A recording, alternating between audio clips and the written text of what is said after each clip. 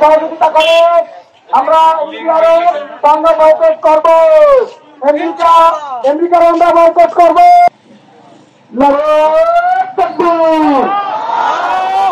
নারায়ে তাকবীর। আমরা সবাই রাসূল সেনা। আল্লাহু আকবার, আল্লাহু আকবার। মুসলিম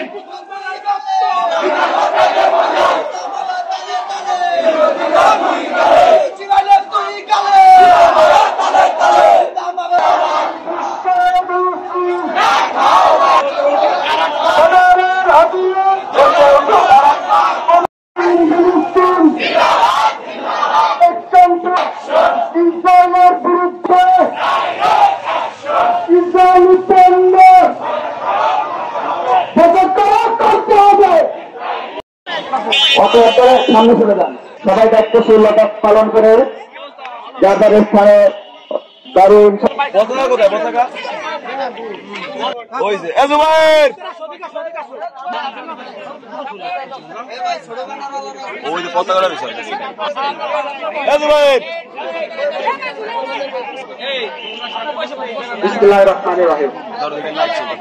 আমাদের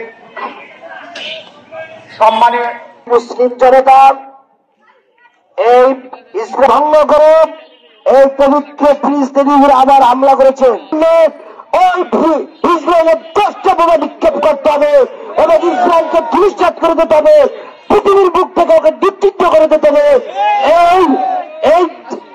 এইভাবে আমরা একতা হলাম, এই মুসলিম বিশ্ব যদি ঐক্যবদ্ধ হয় আল্লাহ আপনারা ধ্বংস করে দেন। আলহামদুলিল্লাহ রাব্বিল আলামিন। রব্বানা ওয়াফিনা মা'আল আবরার। ইয়া রাব্বুল আলামিন। আল্লাহ রাজের উপজেলা প্রবাসী কল্যাণ সমিতি ইয়া রাব্বুল আলামিন তাদের অর্থনৈতিক সহযোগিতা করে দেন। আল্লাহ আমরা এমন একটা দেশের বাসিন্দা, ইচ্ছা করলে টাকাও পাঠাতে পারি না, যেতেও পারি না। আল্লাহ আমাদের আর্থিক আল্লাহ বদরের যুদ্ধ ফেরেশতাদের মাধ্যমে তুমি যেভাবে মুসলমানদেরকে 313 জন অল্প সংখ্যক মুসলমান ভাইদেরকে তুমি বিজয় করে দাও। আল্লাহ ফিলিস্তিনি ভাইদেরকে আল্লাহ রমজানের উসিলা করে কবুল করে নাও। লাইলাতুল কদরের সামনে আল্লাহ লাইলাতুল কদরের উসিলা করে আল্লাহ আমাদের দোয়া কবুল করে নাও। রব্বির হামহুমা কামা রাব্বায়ানি সগীরা।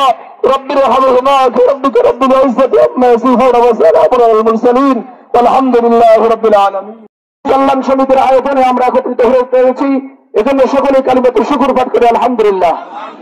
আমরা যদিও সেখানে যেতে পারছি না, কিন্তু আমাদের কলিজা ছুটে যাচ্ছে, আমাদের হৃদয় রক্তক্ষরণ হচ্ছে।